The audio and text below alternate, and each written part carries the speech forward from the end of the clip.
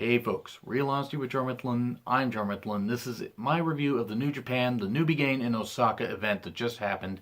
Just got done watching it. Great event. Really good flow to all the matches. It got a whole lot better in the last, I'd say 4 matches.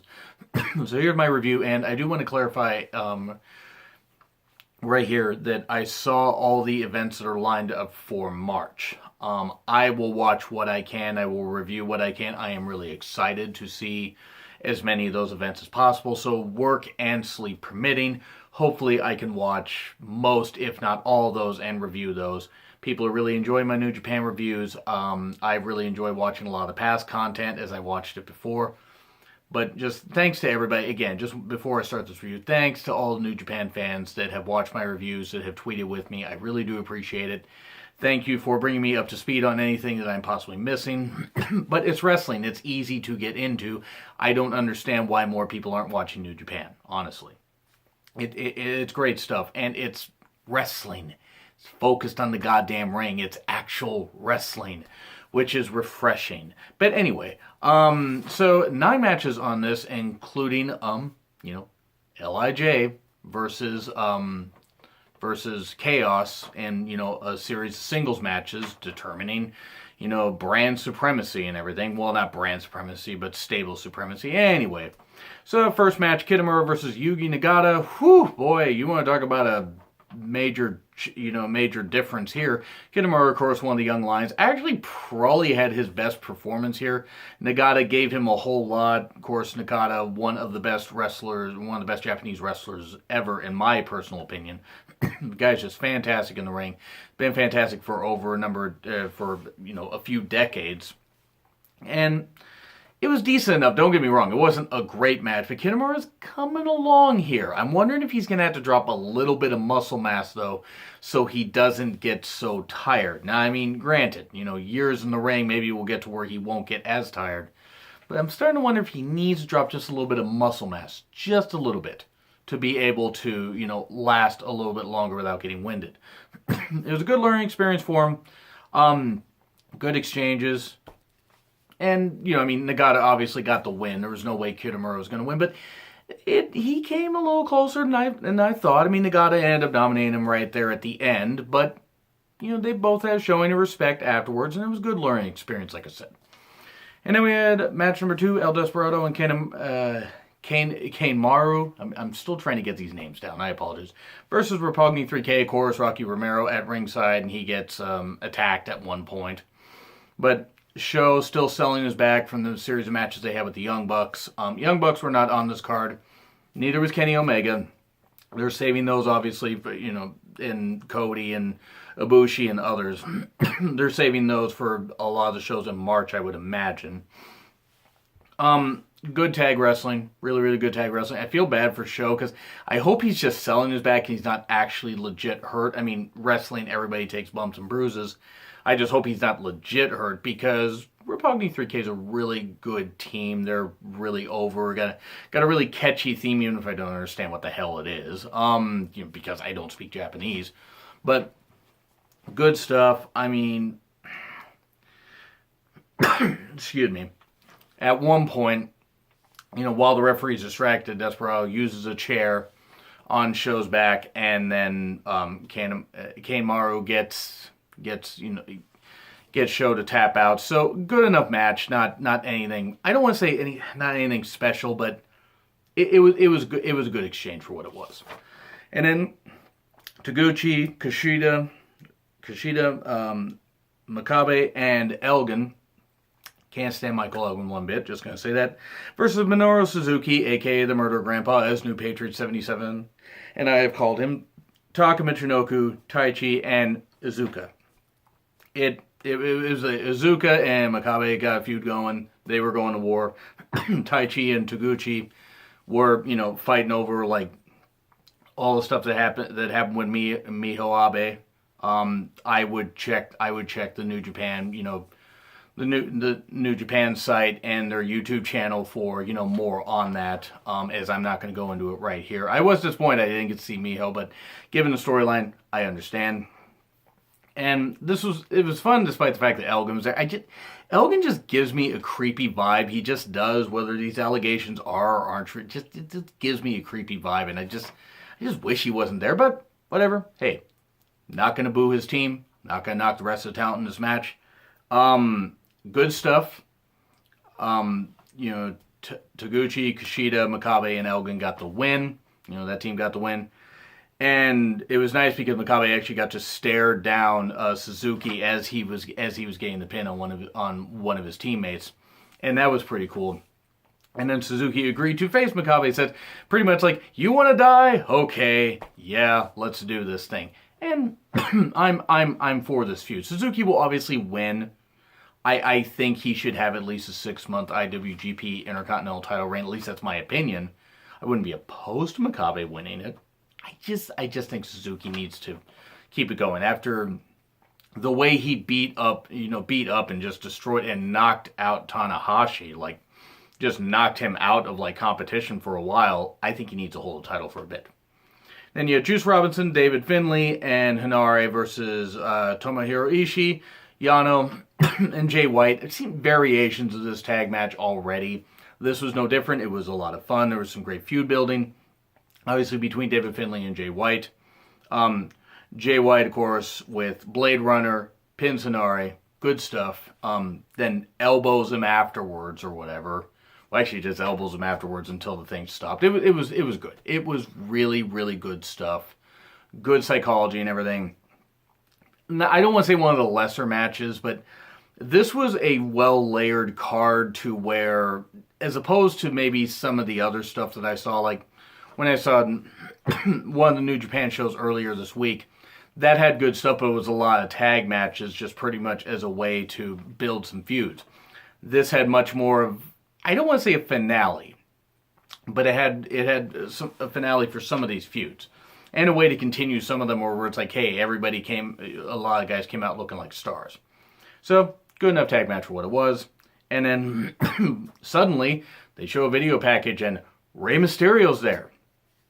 And says he's going to compete for the first time in New Japan Pro Wrestling, which I was under the impression he'd actually defended the WCW Cruiserweight title in Japan at one point, but I don't remember if that was New Japan or that was All Japan. And that was sometime in 96, and he did face Jushin Thunder Liger before Starrcade 96, but that was when that was after Rey had lost the championship. Rey Mysterio challenges Jushin Thunder Liger to I believe the March 25th show in Long Beach. Okay, well, I wasn't so sure if I was going to be able to watch some of these New Japan shows.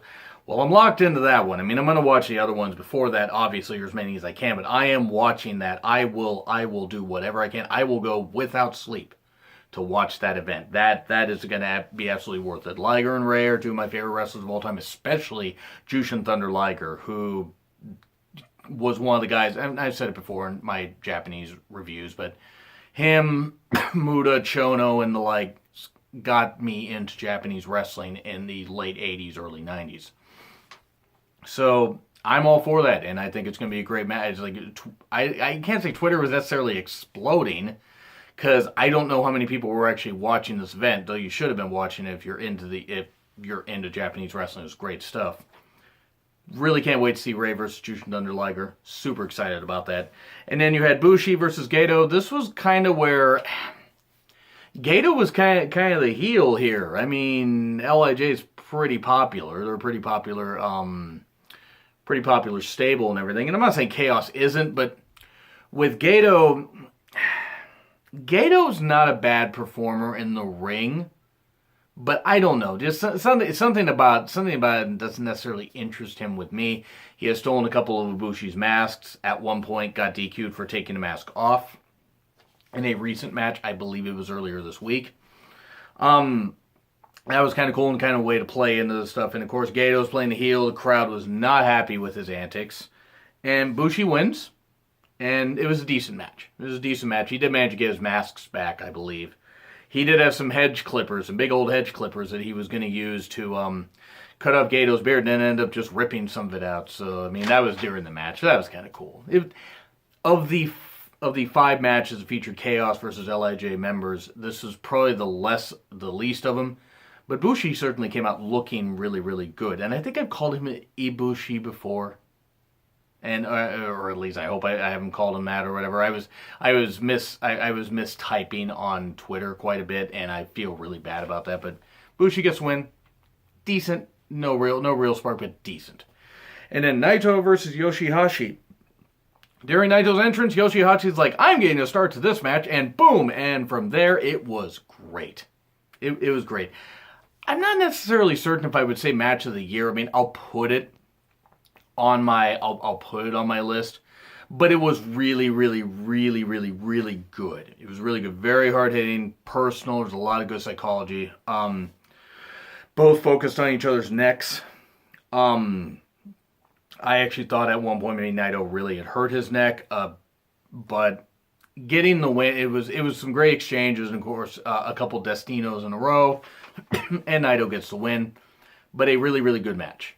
A really good match. Yoshihashi certainly came out looking better than he did coming into it. And I mean, he had to have some really good performances this year and last year also. But Naito and still a little sour on the fact that Naito did not win the IWGP Heavyweight Championship. I'm still a little sour on that. Just a little. Not knocking Okada. I'm just still a little sour on it. So it's like this was a way for Naito to get some wins back and everything and do pretty well. And I think, given what happened in New Japan Dash a little over a month ago, I think we're going to get Naito versus Chris Jericho very soon. That might happen at the Long Beach show. I don't know. I think that'd be kind of cool. But who knows? I mean, but Jericho and Naito would certainly be a really, really good feud. Good match, though. Hashi looked like a star coming out of it. And, of course, Naito in a class all by himself. And then, as Naito's making his exit, Taichi comes and attacks Naito, and they battle down out of the arena or down the entranceway. Okay. I mean, I'm all for it. Whatever. I mean, I guess they're done with Taichi versus Taguchi, which okay. I mean, whatever. Taichi versus Naito could be a good feud also. Who knows? There's a bunch of different ways they can go with this stuff. Himuro versus Ospreay, IWGP Junior Heavyweight Championship. This, I think, actually would be on the match of the year. I mean, maybe. I mean, of course, the year's still young. I mean, this could end up getting knocked down to like 15th best match that I see in New Japan this year. But this was great stuff. And, of course, at one point, Ospreay got tossed into the guardrail, and I thought he had like legit injured his neck because he was crying out in pain. Now, maybe it was just him selling really damn well, or maybe Ospreay doesn't play by human rules, but it was great stuff, and it was a great mix of high-flying and in-ring psychology because you had both men focusing on various aspects of their opponent's body, like, Himuro focusing on Ospreay's neck. Ospreay even trying to focus on Himuro's neck with some moves like the Os Cutter and stuff like that, trying to go for the Os Cutter, and it getting countered quite a bit. Quite a bit of finisher countering in this event, which I really, really appreciate. It was kind of nice that it's like, okay, hey, when the finisher gets hit, then it really means something. Sure, this was flippy as shit sometimes, but it was a really, really enjoyable match. Great countered by both. It was a very good match. Ospreay got the win. It was really, really good. I don't know if this quite beats the 4-way at Wrestle Kingdom 12, but without the other two, and I mean nothing against Kushida and Skrull, or Skrull, I guess how you say it. I tend to root in Marty's last name for some reason, even though it looks like how you would pronounce it. Himuro and Ospreay were able to do some really just great things here and have a really, really good match. Really, really good match where I was really on the edge of my seat watching this. I really enjoyed it. And then you go to Evil and Goto, and this is where things they came crashing down, but not in a bad way. Neither of these guys were going to do a ton of flips and shit like that. They were hard-hitting, hard-nosed guys that were going to basically beat the piss out of each other. And it was for the Never Openweight Championship, Heavyweight Champion, Never Openweight Championship, Never Openweight Heavyweight Championship. I'm not exact. I think it's open. I think it's just Never Openweight title.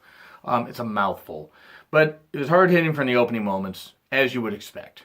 And of course, it's another, LIJ Chaos match. And chair usage from Evil. It angered the ref. The ref wouldn't even do the count on the outside and wouldn't even count a pinfall at one point. Like, no, you gotta earn my respect before I'm gonna count a pinfall, which I guess the refs are just allowed to do that in Japan. And apparently, during this match and during other matches, given the shoving of the ref or pulling the ref in front of you, you have to apparently shoot a referee to get a DQ called. Which I'm glad the referees let people, let the wrestlers go out and have fun and, or not go out and have fun, but go out and decide the match in the ring. But it just seems like, okay, like you should have called a DQ by now. You don't want to? Okay. You don't want to. Wait, you're going to, I don't know. It was good stuff though. I mean, you had, at one point, Evil brought a whole bunch of chairs out and was gonna throw Goto on him, but then Evil got suplexed on him. And as the match went on, some good stuff.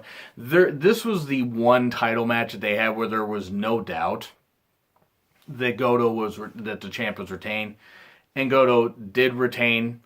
Of course, at one point, Evil took that necklace of big balls or whatever, and Evil used his balls on Goto. That is not a euphemism. It did easy for me to say. It was a pretty cool moment. Just the weapon usage and stuff like that. And poor Red Shoes. Red Shoes just getting tossed all around. It was good stuff. Goto got the win. No complaints. Good match.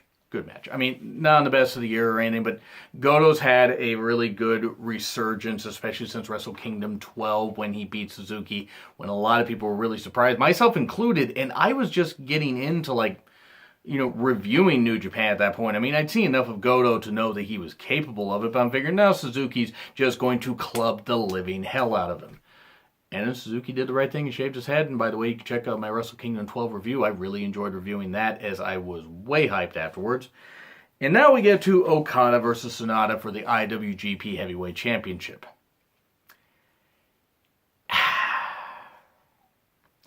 It was a really good match. It was. Had a big fight feel. Okada at 600 days at this point going into the match. Crowd's 50-50. Sonata at one point using guardrail to not damage Okada. No Gato at ringside. Nobody at ringside for Okada. So you're thinking something's going to happen. I thought something was going to happen. And again, I'm still trying to figure out all the intricacies of some of these groups and everything, and trying to catch up to speed with everybody that's been watching this stuff, live for a number of years, where I'm usually having to watch it on delay and everything and commit the stuff to memory. My concussion damaged brain as it is. But Sonata focused on the neck of Okada. And you're thinking, okay, something's going to happen. Okada, while he was, kind of just nudging Sonata with his foot. Just nudging him with the foot. You can't see what I'm doing with my foot, but he's just nudging him in the head with his foot. Crowd's starting to boo. Crowd's getting pissed.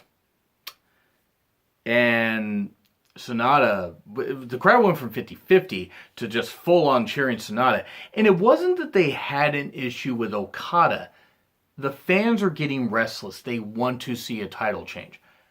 I love long title reigns when they're done right. And I'm not saying Okada's hasn't been done right. And I'll get to that in a minute. But neither could put the other away.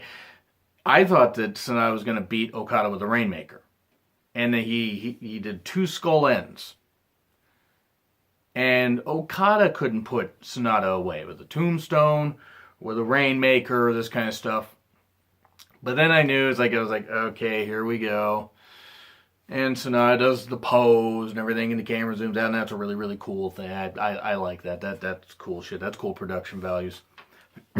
But Okada gets the win. A third Rainmaker, I believe. Second or third Rainmaker.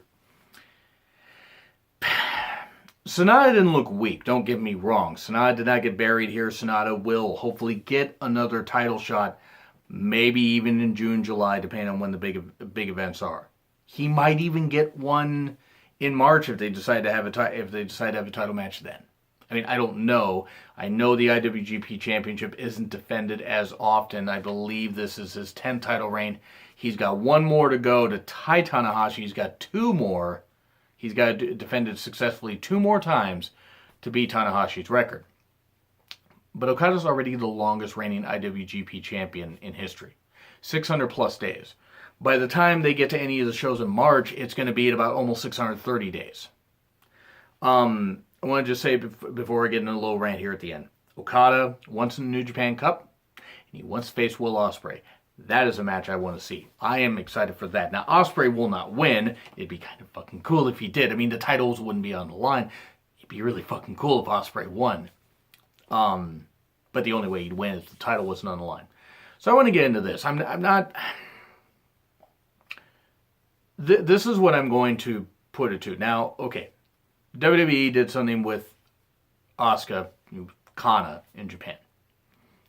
523 days as NXT champion. It was fine when she was champion, but it got to when you got to that many days, it got to be not the Asuka dominance, but the Asuka problem, the Kana problem. Guess I'll call her Kana on this review. But it got to the problem where it's like, okay, if you have no more mountains left to conquer, like Alexander, like when Alexander conquered a whole bunch of lands, Alexander the Great, he wept because he had no lands left to conquer. Same with a team like the Road Warriors going back in the day. When no one could beat them, and they just beat people and beat people and beat people, and any time they didn't win a title, it was via shenanigans and this kind of stuff. It got to be where, okay, the fans tune in. The fans are going to start tuning out. Now, I'm not saying the fans are going to tune out because of Okada. Okada is hugely over still. He's a great champion. Hell of a dropkick. Tremendous athlete. Am I even faulting him here, even if he has some political stroke? I don't know. I know New Japan does things a whole lot differently back where they're at, and there's nothing wrong with that. Nothing wrong with having a really, really, really long title reign. It does make the chase even bigger where somebody eventually is going to have to beat him. But Omega hasn't beaten him. Naito hasn't beaten him. Sonata hasn't beaten him. There are others. I mean, but those three in particular, Sonata almost should have won because it would have shocked the world. Maybe the reason they didn't do it is because Jay White had beaten Kenny Omega just about 2 weeks ago in shocking fashion. I mean, it was great. And check out my review of that. Those were the New Beginning and Sapporo reviews that I did, which were really, really awesome. I mean, those are great shows, is what I mean. I mean, the reviews, I had fun, but if Okada doesn't lose the title before 2 years, then you have to wonder, are you doing any damage to the long-term future? Because Okada already, as I said, longest reigning IWGP heavyweight champion in history, with the amount of days reign. Combined days reigning. He's already the most days ever as champion.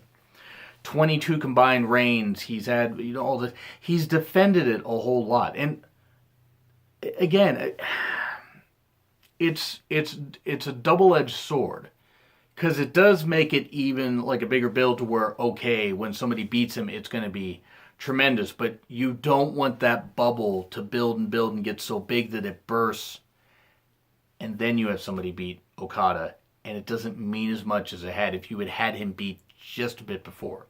Now, he probably will tie Tanahashi's record and probably even beat it. So we've got at least two more successful title defenses, is what I'm guessing. Okada's got to lose it, though, and he's got to lose it soon. But he won't probably lose it until July. So that means that maybe he'll actually lose it on his 12th title defense. And he'll tie Tanahashi, which would be fitting. I'm not saying the long title reigns are bad, they're not. But at this point, with everybody he's faced, in tag matches, in big feuds that they built up, at Wrestle Kingdom events and otherwise, you have to wonder if this bubble's gotten so big it's about to burst, and is about to not, it's about to make it where maybe the talent's going to suffer a little bit. Sonata looked like a big star, and Sonata could be back in the chase very, very, very, very soon. Okada even put over Sonata, according to translation, because I don't speak Japanese, so I have no clue. But it was a really good event. Would have been just a little better if Sonata had won. And that's not me knocking Okada. It's really, really, it was a really good event. Especially the last, especially I want to say 3 of the last 4 matches. And there was no real bad match on this card. So, I mean, the junior heavyweight, the IWGP junior heavyweight title match might have been just a bit better. My opinion. But Okada Sonata could be on the short list of best matches of the year. Great stuff. So let's see what New Japan does for the Honor Rising events, and I will try to watch those. Hopefully, I'm going to be able to stay awake for them. Not have my brain fried and everything, but that should be very fun. I'll hopefully have reviews of those. And by the way, guys, if you do watch New Japan, I'll give this a B+. I'll give this event a B+. It had some really good matches, no real bad matches on the card, but there were some, I don't want to say were meh, but they were decent. But B+. Would have been an A-, maybe even an A if Sonata had won. Just because, again, as I said about, about the whole thing about Okada and the little rant that I did, and it's nothing against Okada, but I gave my reasons. But B+ for this event. Anyway, certainly better than a lot of WWE events that have been up, like, in the past few years. But I want to say that if you're a New Japan fan and WWE fan, if you're subscribed to my channel, check out my WWE reviews also. I will have more New Japan reviews coming up. I will also have more Impact Wrestling events from the past that I'm going to review in some reflection shows and stuff like that. So feel free to check those out. If you guys have a YouTube channel that has, reviews of New Japan content or whatever, let me know and I'll subscribe to it. At the very least, I'll plug it. You let me know. Anyway, like, share, comment, subscribe. Twitter link in the description. Spend real honesty with Jar Mifflin. I'm Jar Mifflin, and I will see you soon after some sleep.